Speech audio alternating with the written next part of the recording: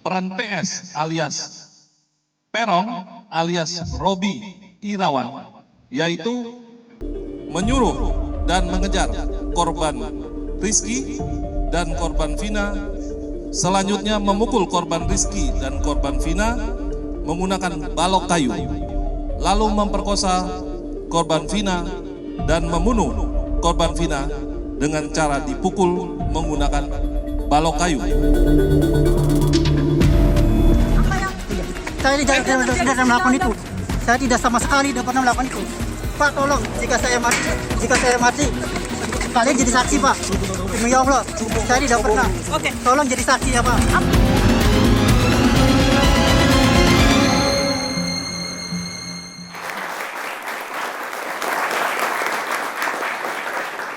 Rumit mungkin itu adalah kata yang tepat bagi saya ya pemirsa untuk menggambarkan bagaimana jalannya kasus mencari kebenaran dari kasus pembunuhan terhadap Eki dan juga Vina, dua remaja asal Cirebon. Tadi sama-sama kita mendengarkan pernyataan dari Peggy Setiawan, satu di antara 3 DPO yang berhasil ditangkap oleh polisi. Sampai saat ini Peggy pun masih membantah dan menyatakan memiliki saksi kuat bahwa ia tidak ada di TKP atau di tempat kejadian perkara di malam kejadian pembunuhan. Dan kemudian publik juga masih menyaksikan, bahkan tidak hanya publik, pihak keluarga almarhumah Vina pun tidak yakin kalau Peggy Setiawan adalah Peggy yang dimaksud dari 3 DPO yang sempat buron 8 tahun. Dan tidak hanya itu, nama-nama baru bermunculan di kasus ini. Mungkin Anda juga menyaksikan di sosial media nama Mel dari sebuah podcast Jejak Backpacker yang menyebutkan dalam podcast itu Mel mengaku sebagai saksi yang melihat langsung kejadian malam hari itu dan menyaksikan penganiayaan, penyiksaan, pembunuhan serta pemerkosaan terhadap Vina. Kami berhasil mengakses Mel dan saya tadi sempat berbincang langsung dan malam hari ini saya juga mengundang dari pihak Jejak Backpacker yang akan berbagi sedikit nanti mengenai ini. Selain itu juga sudah ada hadir narasumber bersama saya dari ujung sebelah kanan. Saya akan perkenalkan ada Pak Fredrik Yunadi, praktisi hukum. Selamat malam Pak Fredrik. Ada Pak Ito Sumardi. Selamat malam Pak Ito. Boleh digunakan mic-nya Bapak-bapak, mantan Kabar Reskrim Polri. Selamat malam Mbak Agi. Ya. Dan juga ada Mbak Putri Maya Rumanti, pengacara dari keluarga almarhumah Vina. Selamat malam Mbak Putri. Selamat malam Mbak Agi. Dan ini ada Pak Tony, pengacara dari tersangka Peggy Setiawan. Selamat malam Pak Tony. Selamat malam Ibu. Ya. Dua sisi malam hari ini akan membahas lebih dalam. Karena saya yakin banyak pihak juga yang bertanya-tanya, termasuk juga karena banyak hal baru, keterangan baru yang kita saksikan berseliweran di media, baik itu media massa mainstream dan juga media sosial yang mungkin membingungkan publik. Pertama saya mungkin ke Ibnu juga yang sudah hadir bersama saya di sini. Mas Ibnu, halo, boleh ya. digunakan. Mas Ibnu ini adalah rekan kerja dari Peggy Setiawan ya Mas ya? Iya. Dan juga masih saudara juga dengan Peggy, Iya. sepupunya? Iya. Oke, di sebelah Mas Ibnu mungkin teman-teman juga bisa saksikan ini ada Mas Didit. Iya Mbak, halo Mbak. Selamat malam Mas Didit. Selamat malam Mbak. Anda yang sempat berbincang langsung dengan Mel ya? Betul. Oke, tadi kita juga sama-sama udah berkomunikasi. Saya ke Mas Ibnu terlebih dahulu. Mas Ibnu, malam kejadian masih ingat nggak Anda tanggal 27 Agustus itu? 2016? Iya, tanggal 27 Agustus 2016 ya. Ingat, Peggy ada di Bandung. Enggak, Sama saya saya. nanya Anda di mana? Anda ada di mana? Ada di Bandung.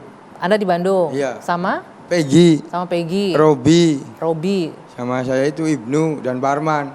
Oke, ada 4 orang. Ada 5, satunya bondol. Oke. Nah, waktu malam 27 itu bondolnya pulang. Terus pulang ke Cirebon. Iya, ke Cirebon. Saya dari Bedeng tuh, yang dari kayak kos-kosan tuh. Yang kayu tuh dari Bedeng nganter ke jalan raya, jalan kaki. Oke. Terus pulang sambil mampir beli makan dulu. Terus pulang ke Bedeng lagi, kembali. Bedeng ini lokasinya di mana?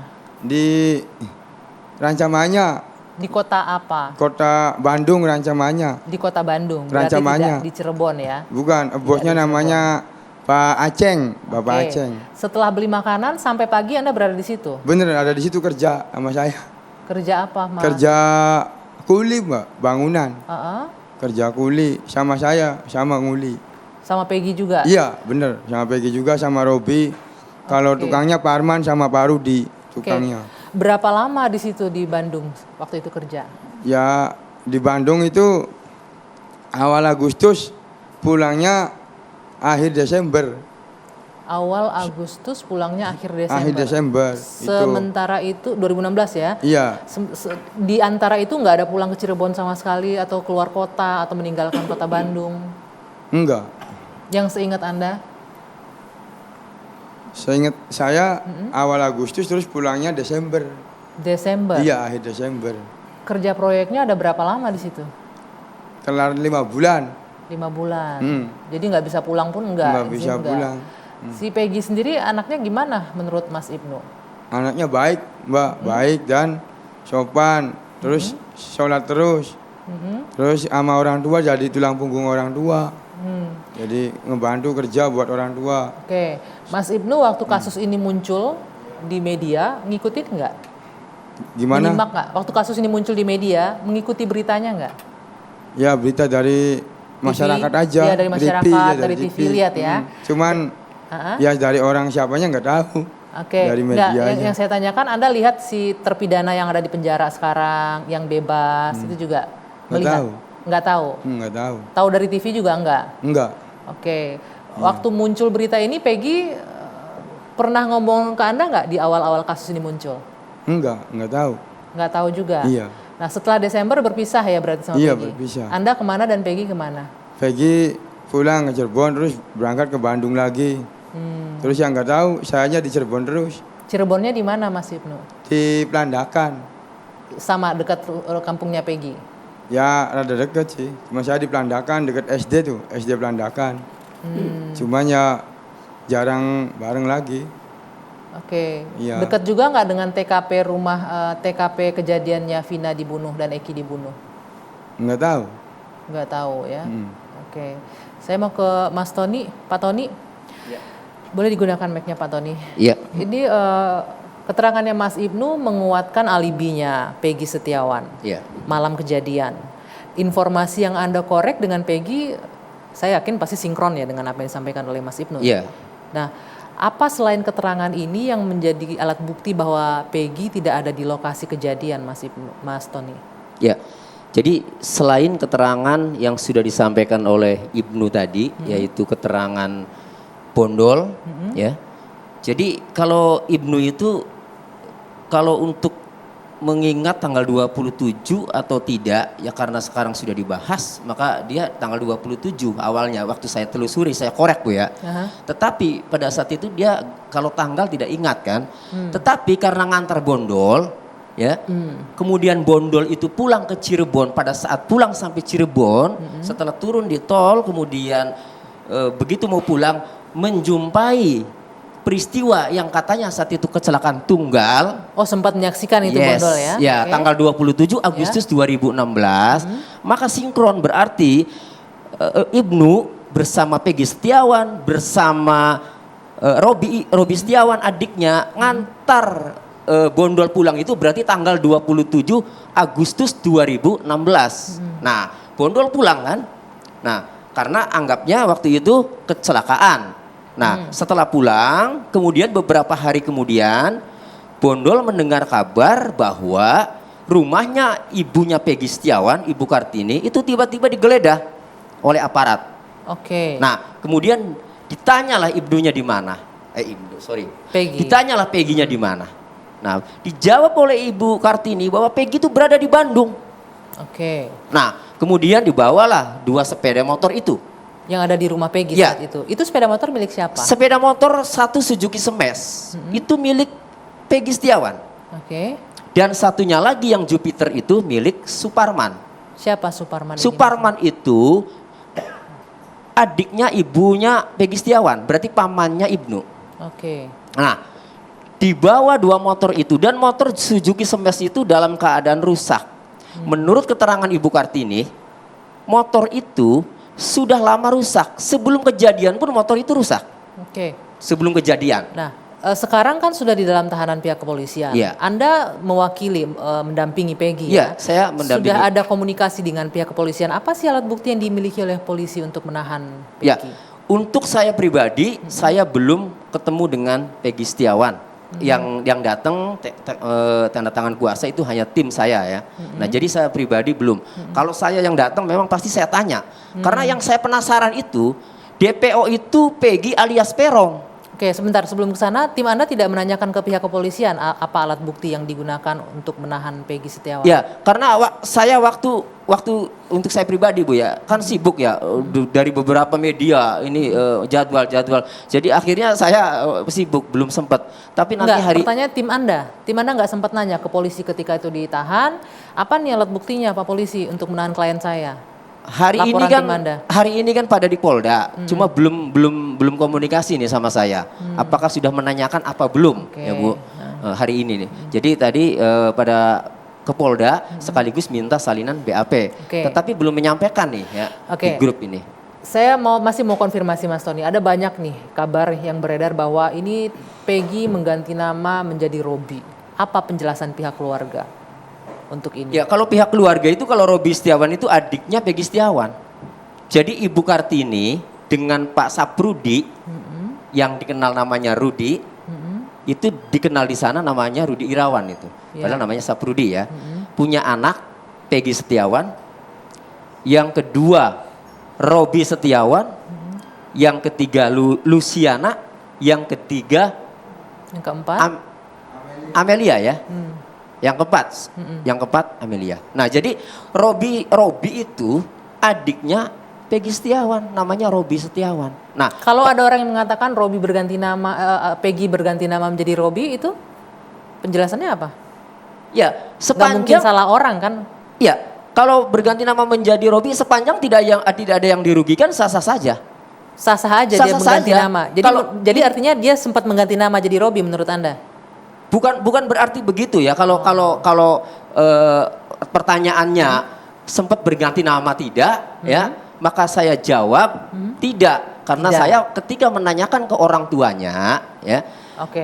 Saya menanyakan ke orang tuanya, Pak Rudi, itu kok disebut, saya bilang Peggy Setiawan kok berganti menjadi Robi, itu bagaimana? Begini Pak, kata saya lewat telepon waktu itu. Jadi waktu itu Robi Setiawan itu ada di situ. Dan Peggy Setiawan juga ada. Di situ itu di mana? Di kontrakan, di pemilik kontrakan. Di Ini Bandung. bicara pemilik kontrakan yang mengenali Peggy Setiawan itu adalah Robi. Ya kan itu. Nah kemudian pada saat Robi Setiawan itu tidak ada, menurut keterangan bapaknya nih ya Pak Rudi, pemilik kontrakan itu memanggil karena sudah kenal sama Robi. Robi yang nongol itu Peggy, yang nongol, sehingga tetap mengenalnya tuh Peggy. Peggy itu Robi jadi. Iya, tetap mengenalnya Robi Peggy itu. Nah, cuma kalau di kepolisian itu kan Peggy Setiawan itu mengaku itu hanya nama gaul ya. Kalau di kepolisian itu kan nama gaul. Nama gaul artinya ada nama aslinya. Ya artinya nama gaul kepanggilannya kan. Nah tapi aslinya Robi itu nama adiknya. Nah namanya sendiri siapa? Peggy Setiawan kan? Peggy Setiawan. Berarti bukan nama gaul, artinya memang nama dia sendiri. Memang nama Peggy Setiawan nama dia sendiri. Maksudnya Robi itu nama gaul gitu. Mas Ibnu ada yang mau disampaikan? Ya maaf ya Bu. Ya setahu saya sih soalnya bapaknya kan kayaknya tuh ya memang nggak kawin lagi. Jadi si Peggy itu bapaknya Peggy itu. Jadi namanya Robi itu supaya disangka sananya bukan anaknya, dianggapnya ponakannya gitu. Disangka sananya itu siapa? Disangka si istri yang mudanya tuh bukan anaknya dia, bukan anak yang baru disangkanya tuh. Jadi dua hal yang berbeda berarti ya. Kalau ini Bapak Kos ganti manggil identitas ya. Disangkanya ganti identitas apa ya? Ganti identitas. Iya. Peggy ganti identitas jadi Robi. Iya, disangkanya padahal sih enggak tetap Peggy namanya. Cuman buat di Bandungnya namanya Robi gitu setahunya. Ya, jadi dua cerita yang berbeda nih. Kalau Anda bilang kan Bapak Kos manggil Robi, yang datang Peggy. Kalau ini memang sengaja mengganti nama anaknya biar tidak diketahui istri. Oleh istri mudanya. Itu. Bapaknya punya sinkron. Jadi begini, memang ada dua hal seperti itu ya. Pertama itu, nah kalau yang seperti itu Pak Rudi sudah sampaikan di penyidik itu Bu. Iya. Kita tinggalkan itu. Karena tadi ada istri muda, di mana sebenarnya istri yang di Cirebon itu belum cerai. Itu. Kita tinggalkan itu, nanti kita akan lanjutkan. Saya mau ke Mbak Putri, tapi nanti Mbak Putri dari pihak keluarga almarhumah sendiri, apa yang membuat sanksi kalau Peggy ini adalah Peggy yang dimaksud sebagai pelaku yang DPO? Nanti kita jawab ya Mbak ya, usai jeda. Dua sisi akan kembali sesaat lagi.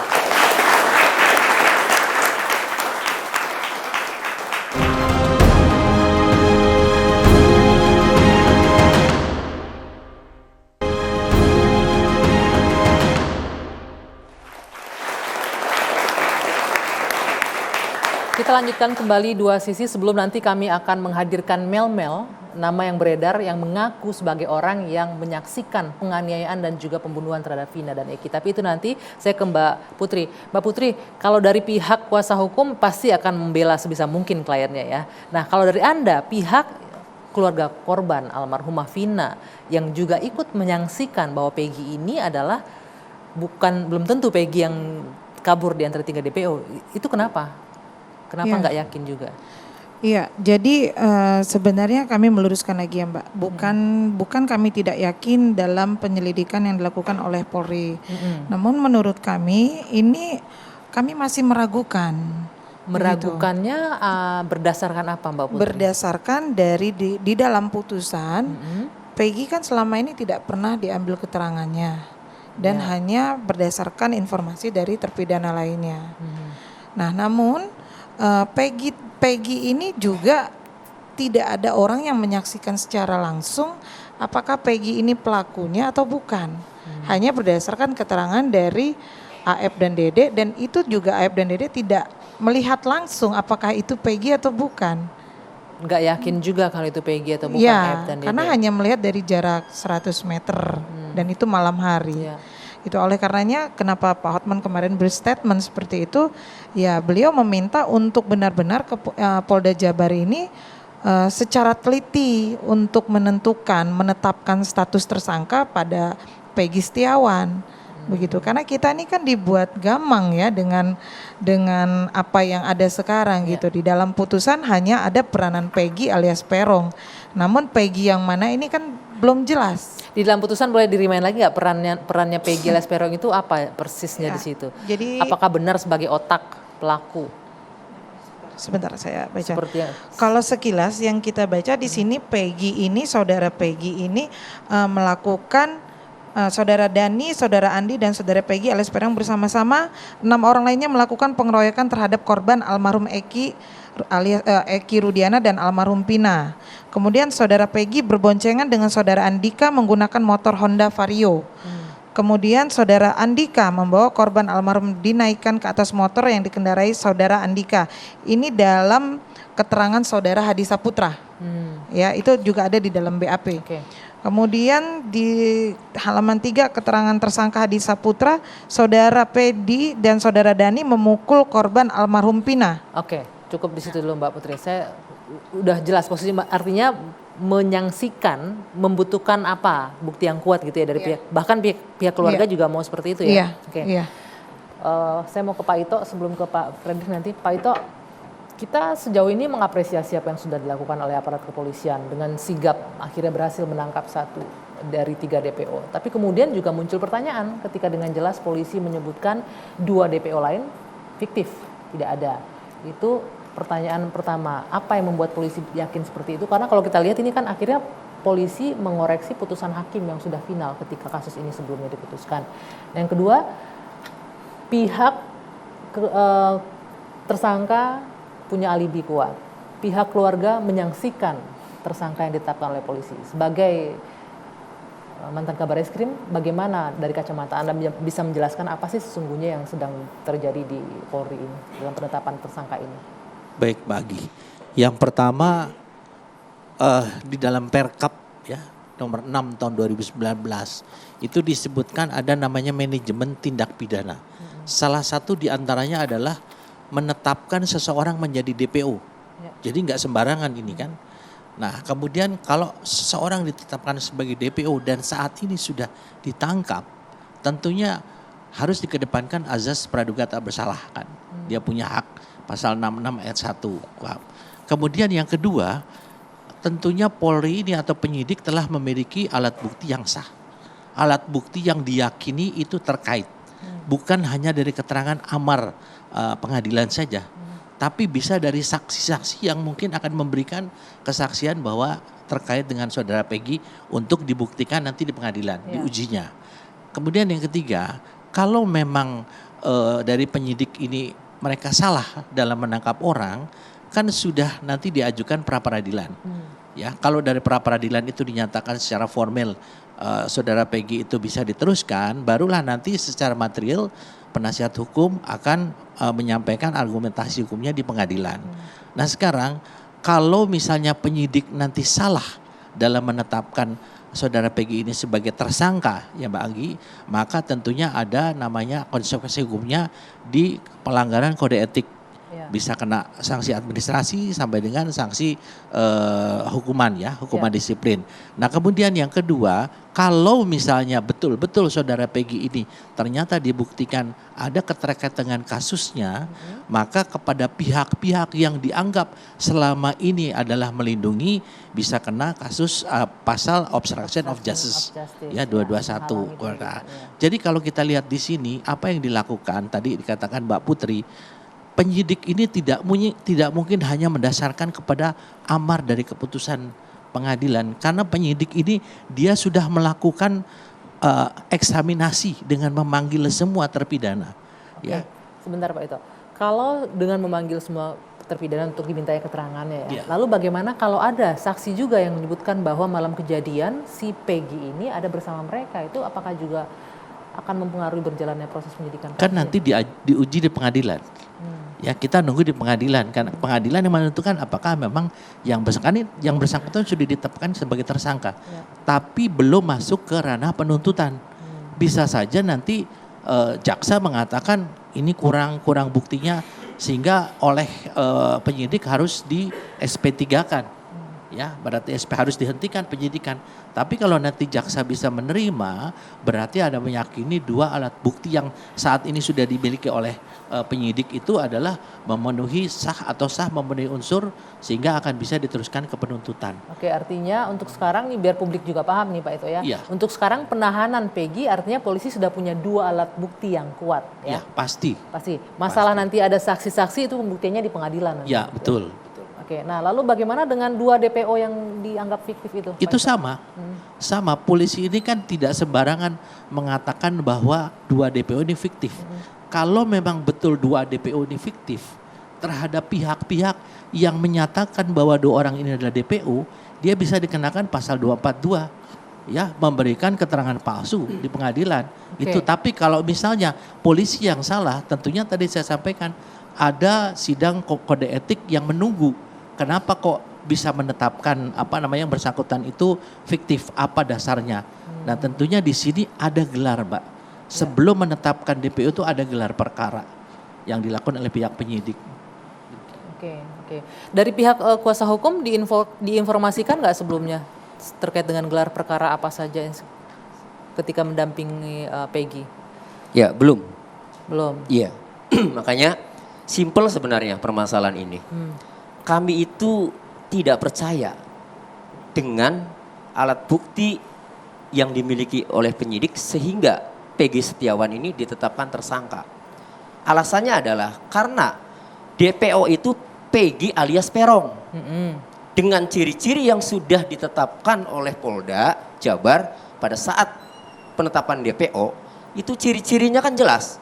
Peggy alias Peron, rambutnya keriting, warna kulit hitam, kemudian tinggi badannya 160, pada tahun 2016 umurnya 22, pada tahun 2024 umurnya 30, tinggal di Banjarwangunan. Peggy yang sekarang ditahan umurnya berapa? Yang ditangkap ini rambutnya tidak keriting, Ya, tidak tinggal di Banjarwangunan, umurnya 27 tahun. selisih 3 tahun. Iya, Beda 3 tahun. yang jelas alamatnya juga beda. Tadi Anda bilang Anda tidak yakin dengan alat buktinya. Iya. Berarti sudah tahu alat bukti apa yang dimiliki polisi? Bukan, karena penyidik tidak menjelaskan, karena DPO-nya juga sudah jelas ciri-cirinya, yang ditangkap pun jelas berbeda dengan ciri-ciri dengan DPO Iya, berbeda, artinya- maka kami tidak yakin. Oke. Oleh karenanya simpel, tolong ya melalui Barreskrim Polri atau Karwasidik ini dilakukan gelar perkara khusus, tim penasihat hukum dari Peggy Setiawan ini dilibatkan agar diberitahu saja dari mana Peggy alias Peron sebagai DPO, ya. Kemudian yang ditangkap adalah Peggy Setiawan. Itu saja sebenarnya. Peggy Setiawan ini tidak punya nama alias Peron. Tidak, Peggy Oke. Setiawan ini nama aliasnya itu Pegot. Pegot. Pegok. Iya, Pegot. Oke, Pegot. Oke. Iya, menurut orang tuanya. Oke, Pak Fredrik, dari kacamata praktisi hukum, kalau Anda mengamatinya seperti apa nih? Mulai dari sanksinya pihak keluarga korban dengan tersangka yang ditangkap, kemudian alibi yang kuat dari terduga tersangka pembunuhan ini. Apa yang Anda lihat dari kasus ini, Pak Fredrik? Begini, kalau menurut saya yang jelas satu, kita negara hukum, apapun yang diputus oleh hukum, senang tidak senang, benar tidak benar Boleh putusan didekatkan, itu, Mike? benar tidak benar putusan tersebut, kita wajib patuh, harus mematuhin. Ya. Untuk 8 tersangka ini kan sudah dijatuhin hukuman, Ya. yang 7 sudah hukuman seumur hidup. Tentu dalam hal ini mereka bisa melakukan upaya hukum luar biasa. Tapi saya mendengar informasi bahwa mereka sudah mengajukan gerasi dan sudah ditolak. Berarti kan sudah pupus, tidak punya harapan apapun lagi. Senang tidak senang wajib kita patuhin. Dan saya yakin meskipun banyak sekali atau bukan banyak sekali ya, adanya oknum-oknum di segala instansi termasuk Polri yang kerjanya tidak benar. Tetapi mayoritas polisi itu mengerjakan dengan benar, maka kita bisa hidup dengan tenang seperti sekarang. Oke. Kalau Sebentar. polisi tidak kerja pasti hancur. Kalau Anda pernyataan meskipun ada oknum-oknum tadi Anda bilang ya yang bekerja dengan tidak benar, apakah dalam kasus ini Anda memiliki indikasi ada oknum-oknum yang kerja dengan tidak benar juga? Sepintas saya tidak membaca berkasnya, saya hanya melihat putusan daripada yang dicantumkan dari mana di Mahkamah Agung, bahwa apa yang dilakukan polisi, apa yang sudah diuji oleh sidang. Karena keterangan saksi yang bisa dipakai dalam suatu kasus itu adalah keterangan saksi di depan sidang, Ya. bukan pengakuan. Ya. Dan jangan lupa, meskipun dalam hal ini tadi saya mendengar ada diceritakan bahwa saudara Ibnu ini adalah mengetahui Peggy itu tidak ada bersama mereka, tidak tersangkut lah dalam hal TKP, ini. ya. Tapi jangan lupa, dalam hal itu yang kita harus melihat itu adigim unus testis, nulus testis. Satu saksi bukan merupakan saksi. Jadi nilainya yang dia mengatakan tidak di sana itu akan dipertimbangkan oleh hakim maupun penyidik. Apakah ini bisa untuk mengesampingkan atau menolak dalam pada tuduhan yang dijatuhkan. Walaupun tersebut. yang memberikan kesaksian ada banyak tuh, katanya ada 4 orang kan tadi. Mau 1000 orang pun tetap satu saksi. Oke. Ya, saksi ini harus ada kaitan dengan kasusnya. Oke. Kalau saksi Ibnu ini ada kaitannya dengan kematiannya si korban dalam hal ini Vina atau si Eki, bisa digunakan. Itu pertimbangan itu sangat jelas loh, itu 185 itu KUHP itu sudah sangat jelas menjelaskan. Oke. Dan lagi dalam satu hal ya, saya melihat secara objektif sebagai seorang praktisi hukum ya. Apakah saudara Ibnu ini mempunyai suatu kemampuan yang kita sebutkan hipertemesia? Apa itu? Hipertemesia itu adalah kemampuan ingatan yang luar biasa super. Di dunia itu cuma berapa orang. Yang maksudnya gini, saya ingat waktu umur 1 tahun saya diapain. Saya ingat detil setiap detik. Karena manusia itu pada umumnya itu memorinya ada namanya long memory. Tapi itu adalah memori normal. Oke. Saya akan mengingat 6 tahun yang lalu saya sama istri saya kemana. Tapi saya tidak mungkin saya ingat saya naik mobil apa, saya makan apa, nonsen. Kalau saya ingat itu berarti rekayasa. Jadi Anda meragukan ingatan Ibnu dalam hal ini? 1000% itu tidak benar. Tidak benar? Iya, karena bisa diuji sama dengan dokter psikolog. Bukan wewenang saya mengatakan, Iya, karena iya. kecuali Ibnu ini adalah termasuk orang yang punya ingatan yang luar biasa. Kalau seorang normal, kita semua, saya Karena yakin ya, tidak ini ada satupun pernyataan yang juga bisa saya gitu. dengar dari psikolog forensik. Ingatan manusia itu mudah terfragmentasi, mudah terdistorsi dan lain-lain Betul. begitu ya. Nah, Betul. Mas Ibnu, Anda yakin boleh digunakan mic-nya? Anda yakin dengan pernyataan Anda tadi bahwa 8 tahun yang lalu Iya, Peggy bersama Anda dan 4 rekan lainnya di Bandung Iya. sampai malam hari itu, melewati malam bahkan sampai besoknya? ingat. Saya nganter bondol tanggal 27 Agustus aja malam jam 8-an.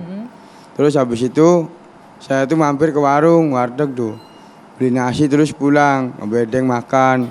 Habis makan ngerokok dulu terus tidur. Habis Di makan bedeng tidur aja. Iya ke bedeng tuh habis makan tidur. Itu sampai pagi tuh sama Peggy di situ ya? Tidur ya sampai pagi. Oke. Kalau ini kan ingatannya umum aja nih Pak Fredrik, tidak detail sih sebenarnya. Ya begini, kan saudara Ibnu kan mengaku tanggal 26 Agustus 2016. Kok bisa ingat 27. tanggalnya? 27. 27 Ya oke Pak. lah, 26, 27 whatever lah. Itu kan sudah 8 tahun yang lalu.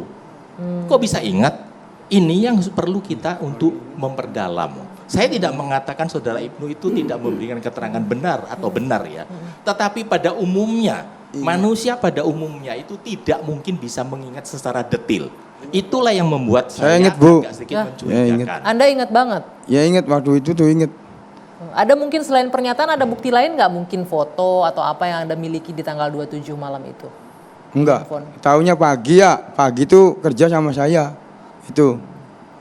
Oke. Yang saya lihat begini Mbak, jadi tadi keterangannya itu kan berapa hari kemudian setelah kejadian, kan polisi melakukan penggeledahan di rumahnya saudara Peggy. Ya. Kan begitu kan, berarti sejak semula polisi sudah mencurigain bahwa Peggy ini adalah salah satu terduga Terduga tersangka pelaku, lah, ya. begitu kan. Meskipun dalam hal waktu mungkin belum ketemu. Kemudian saya yakin kalau polisi sekarang melakukan penangkapan, penahanan dan proses, biarlah polisi melakukan kerjaannya sebagaimana SOP yang ada. Oke. Kalau mau menguji, kita ujilah nanti di ya. pengadilan begitu. Oke, baik. Nanti kami masih akan lanjutkan lagi. Saya juga minta tanggapan dari Pak Tony bagaimana ini bahwa pengakuan seseorang, kesaksian seseorang apalagi dengan jeda tahun yang terlalu lama itu bisa disangsikan. Bahkan 1000% nggak yakin tadi Pak Fredrik. Nanti dijawab ya Mas ya. Dua Sisi masih akan kembali. Usai jeda sesaat lagi.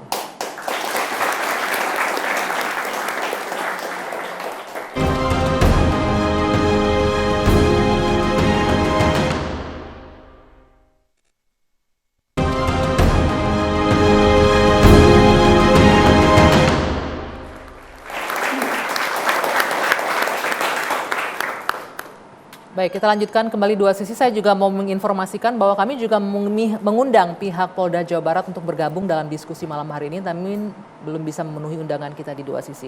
Saya ke Pak Tony lagi. Pak Tony, tadi disebutkan bahwa keterangan manusia yang sudah bertahun-tahun itu bisa terfragmentasi, bisa saja lupa, termasuk juga penjelasan dari Ibnu tadi. Jadi Ya agak itu kan susah. kan menurut Pak Pedrik gitu.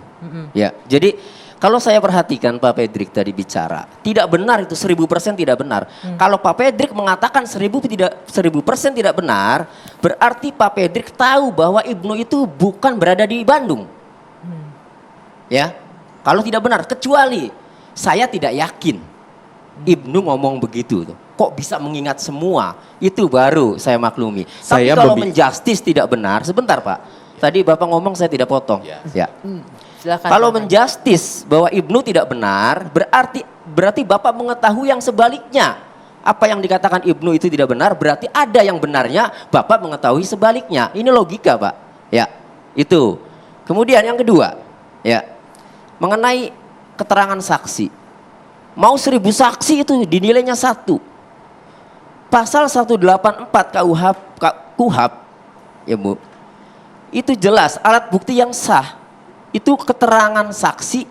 Keterangan saksi ditempatkan pada urutan pertama. Keterangan saksi, kemudian keterangan ahli, kemudian surat, kemudian petunjuk, dan kemudian keterangan terdakwa. Ketika ada satu orang saksi, ya Bu, dimintai keterangan yang kalimatnya masih terbantah-bantah. Kemudian hakim masih belum yakin. Ditambah lagi saksi satunya. Keterangannya jelas, tetapi pada intinya sama. Bayangkan, 2 saksi tadi kalau satu saja tidak jelas, tetapi 2 saksi ya sangat jelas. Jadi walaupun nilainya 1 ya untuk mengetahui yang sama, tapi itu memperjelas. Ya, tapi tetap dianggap satu. Meyakinkan Satu bukti hakim. kan, ya, walaupun keterangannya sama 1000 pun tetap dianggap satu alat bukti. Ya silakan.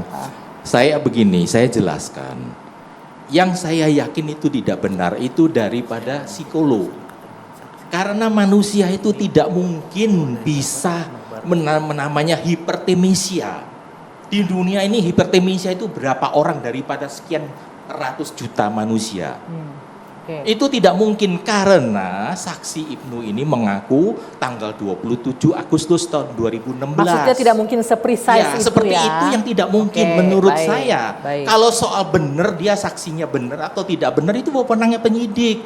Hakim nanti yang menilai, bukan saya. Oke. Saya tidak punya wewenang. Tapi kalau seseorang saksi mengingat detil suatu peristiwa 5 tahun yang lalu, 6 tahun yang lalu, 8 tahun yang lalu, jelas itulah adalah saksi yang tidak benar. Itu yang Anda Kalau maksudkan. bagaimana Oke, silakan baik. nanti polisi kan bisa panggil psikolog untuk memeriksa lebih lanjut. Oke. Kan begitu. Keterangan saksi maupun 1000, alat bukti saksi itu cuma 1.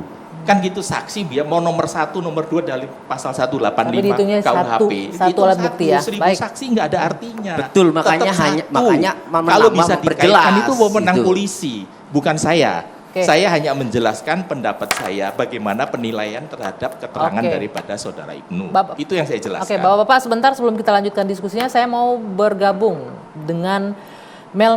Ini mungkin yang publik juga sudah mendengar nama ini muncul setelah tampil di salah satu podcast, yaitu podcast Jejak Backpacker. Nah, Mel ini mengaku ada di tempat kejadian, menyaksikan langsung, sudah bergabung bersama kita. Selamat malam, Mas Mel.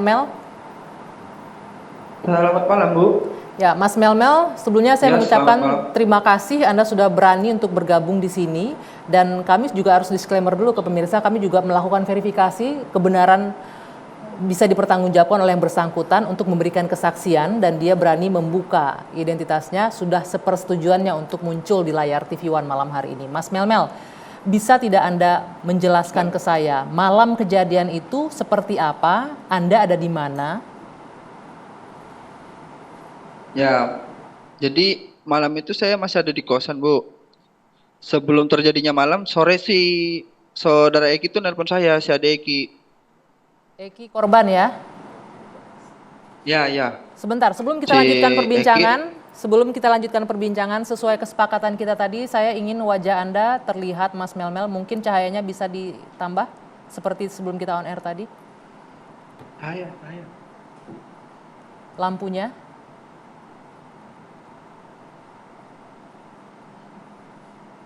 Iya, Bu.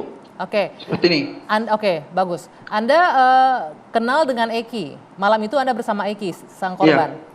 Dan juga Vina berarti. Iya, ya? Bu, iya. Bisa diceritakan lengkapnya Iya. seperti apa? Jadi tuh sorenya, sebelum kejadian sorenya si Eki nelpon. Si Eki ngomong, Kang, ada acara nggak malam ini? Saya bilang nggak ada. Kenapa, Dek? Nanti malam kita jalan, dia bilang begitu kan. Saya lagi ada masalah sama Egi, tapi saya nggak berpikir jauh. Maksudnya saya nggak berpikir jauh itu, saya nggak berpikir kalau si bakal terjadi pembunuhan itu, saya nggak berpikir situ, paling masalah anak-anak lah, saya bilang begitu kan dalam hati. Ya nggak ada, ya sudah Kang, nanti malam kita janjian tempat biasa di taman ya. Jadi habis itu sudah jam 8 malam. Saya yang nelpon Eki, Dek jadi apa enggak? Kalau misalnya enggak jadi, ya Kang mau lanjut lagi nih kerja. Bilangnya si Eki, jadi Bang, setelah ini kita jemput Pina dulu. Ya itu jemput Pina. Tapi saya sambil bercanda sama Eki, kalau jemput Pina, ya bawa temennya lah, Dek. Si Linda, maksud saya gitu kan, Bu. Linda Akhirnya temannya Vina. kami jemput tuh si Linda. Iya betul. Kan sambil bercanda saya ngomong sama si Ade Eki, masa iya kamu jalan sama Pina Akang sendiri jadi obat nyamuk.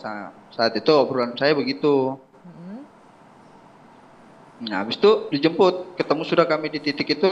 Awalnya masih bicara-bicara aja, belum ada bicara yang masalah si Eki ini bermasalah sama Eki.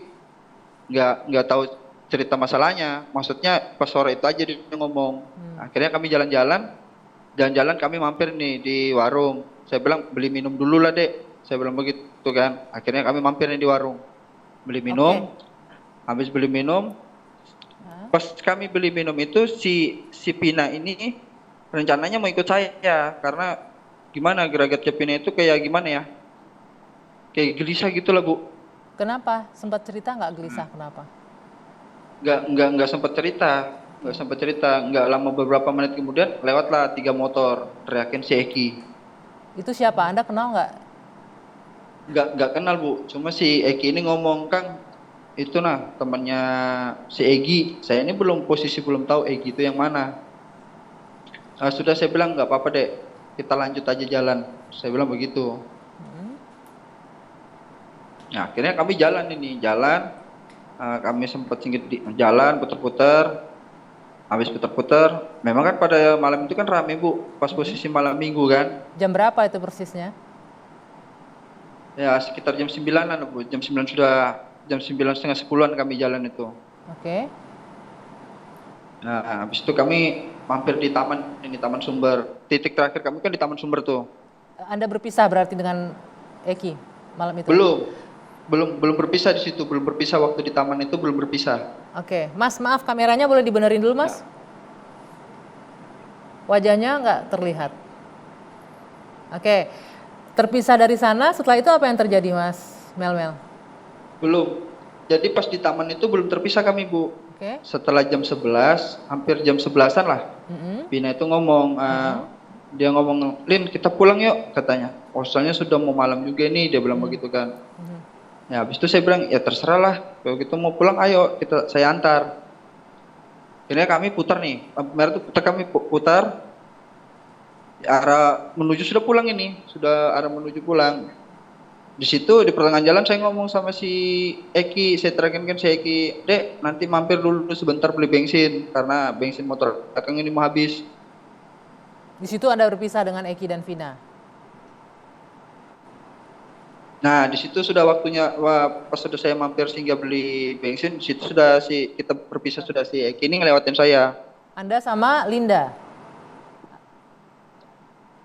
Ya sama Linda Bu. Oke, lalu? Nah setelah itu kami si bensin itu si Eki ngelewatin kami sama si Pina.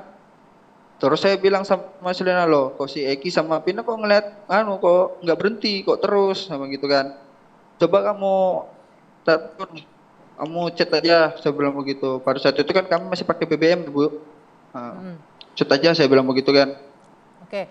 Akhirnya Yang itu kan kita sudah bilangnya, dengarkan di podcastnya Jejak Backpacker ya. Nah saya ingin mendengarkan detail apa yang Anda saksikan di saat kejadian itu. Yang Anda sebutkan bahwa ada penganiayaan, pembunuhan, bahkan sampai pemerkosaan yang Anda akui dan bisa dipertanggungjawabkan ya pernyataan Anda.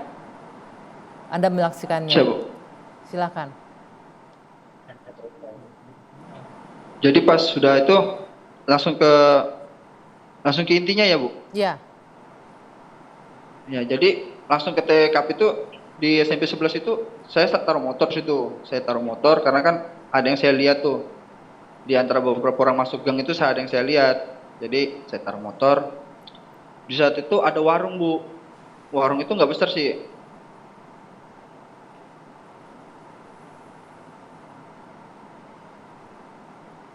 Mas Melmel.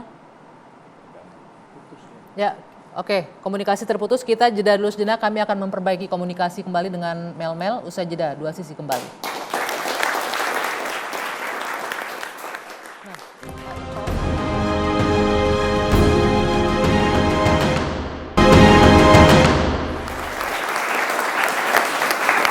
Saya lanjutkan kembali dua sisi dan kita kembali bergabung dengan Melmel yang mengaku menjadi saksi yang menyaksikan dan malam hari kejadian itu ada di lokasi kejadian. Mas Melmel? Iya Bu, ya. Kemudian di TKP pembunuhan penganiayaan apa yang Anda lihat dan di mana persisnya lokasi itu? Lokasi itu di Gang Bakti 1 Bu. Pas depannya SMP itu kan ada gang masuk ke dalam tuh. Yang Anda lihat saat itu apa?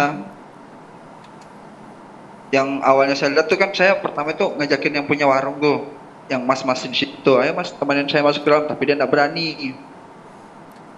Kemudian? Ya karena dia nggak berani, ya udah saya nggak berpikir yang panjang-panjang, ya saya langsung masuk aja ke dalam. Ibaratnya saya ngendap-ngendap ke dalam. Nah, di situ sudah rame Bu, di belakang gudang itu sudah rame. Ada berapa orang yang sudah lihat? Ada pemukulan. Kalau berapa orang itu ada sekitar 10 lebih lah Bu. Lebih daripada 10 yang pastinya. Saya nggak ngitung kan pada saat itu. Yang saya lihat kan si Eki ini dipukul. Yang pertama dipukul kan Eki Bu, disiksanya itu Eki. Nah, sempat saya mau mau maju, tapi saya ini takut juga Bu, saya mau maju nih, karena posisi saya sendirian. Anda kenapa Nggak tidak ada juga melaporkan saya ke orang di sekitar? Nggak ada. Pada saat itu sepi memang Bu, Oke. nggak ada sama sekali orang. Kemudian yang terjadi setelah Eki dipukul, apa yang terjadi dengan Vina? Setelah Eki dipukul, Eki sudah, saya lihat juga sudah nggak bergerak kayaknya dia tuh, baru udah lama si Vina ini yang disiksa. Itu berlangsung Vina berapa disiksa, lama? ada kalau sejaman Bu, kurang jam. lebih sejaman. Oke. Anda ingat jam berapa? Saya nggak ingat jam, sudah nggak. Oke. Pokoknya pikiran saya sudah nggak karuan sudah pada malam itu, nggak ada yang berpikir harus begini begitu, nggak ada sudah Bu. Anda melihat itu berapa lama dan kemudian dari TKP tempat kosong itu selanjutnya kemana? Begitu sudah selesai, mereka mau keluar tuh saya langsung lari. Mereka mau keluar dari lahan kosong, Anda lari kemudian? Nah saya lari, keluar sudah yang pertama itu, yang keluar itu berapa motor aja ya Bu. Pinanya sama Eki ini belum dibawa nih. Mungkin yang ngecek atau apa saya nggak tahu, dia pergi keluar. Baru si Eki sama Pina ini dibawa juga. Bagaimana cara Saat membawanya? itu digonjeng 3 Bu. Jadi Pina ditaruh di tengah sambil ditutup mukanya itu sama jaket. Itu kondisinya udah nggak sadar? Bergerak atau tidak? Udah nggak ada pergerakan sudah. Oke. Kemudian? Nah, saya langsung ambil motor juga. Saya ngikutin dari belakang, tapi jaraknya saya sama mereka itu agak lumayan jauh lah Bu. Yang pastinya saya melihatkan pertama itu dia tuh di bawah jembatan. Nah, sempat di bawah jembatan, habis bawah jembatan entah kenapa langsung dibawa naik ke atas. Nah, di atas itu sudah baru terakhir dibuangnya si Eki sama Pina. Di atas itu berarti di jalan jembatan itu ya? Iya. Di situ jembatan ada lampu atas itu ya, jalan. Bu. Di situ ada lampu jalan dan penerangan. Ada Bu. Artinya Anda bisa melihat wajah pelaku malam itu? Bisa Bu. Ada di antara wajah pelaku itu yang di penjara saat ini 8 orang? Ada Bu. Termasuk Saka Tatal? Saka Tatal ada. Anda mengenali, Anda bisa mempertanggungjawabkan pernyataan Anda ini, Mas? Saya bisa saya mempertanggungjawabkan Bu. Saka Tatal, terus yang saya tahu itu si Ucok. Entah siapa namanya, panggilannya di geng motor saya kan nggak tahu, karena saya kan pribadinya cuma kenal Eki aja. Sampai akhirnya apa yang terjadi ketika sudah ditaruh di jalan itu? Setelah ditaruh si Eki sama si Pina di jalan itu, mereka ini langsung pergi Bu, tapi nggak semuanya pergi.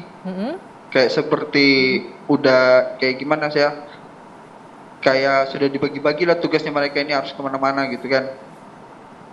Nah, akhirnya mereka pergi sepi, saya datangin menghampiri pertama saya nampir itu si Eki. Saya pikir kan Eki ini ada pergerakan atau ibaratnya masih apakah Eki ini masih bernapas apa enggak. Mas Melmel, kameranya boleh dinaikkan kembali. Oke, Mas Melmel. Ya. Oke, terima kasih sekali lagi Anda sudah berani untuk tampil malam hari ini di Dua Sisi, dan kami meyakinkan kembali bahwa Anda berani mempertanggungjawabkan pernyataan dan kesaksian Anda. Sayang sekali juga waktu kita terbatas Bapak-Bapak, tapi paling tidak kita mendengarkan informasi yang baru malam hari ini bahwa Melmel menyaksikan 8 orang yang terpidana masuk yang ditahan oleh pihak kepolisian. Baik, dan saksi ini juga kami dapatkan dari teman-teman dari Jejak Backpacker. Terima kasih juga sudah bergabung malam hari ini untuk memberikan informasi juga terkait hal ini. Baik, akhirnya Dua Sisi terpaksa saya tutup. Saya Dwi Anggia karena waktunya sudah habis. Kita jumpa lagi pekan depan. Selamat malam.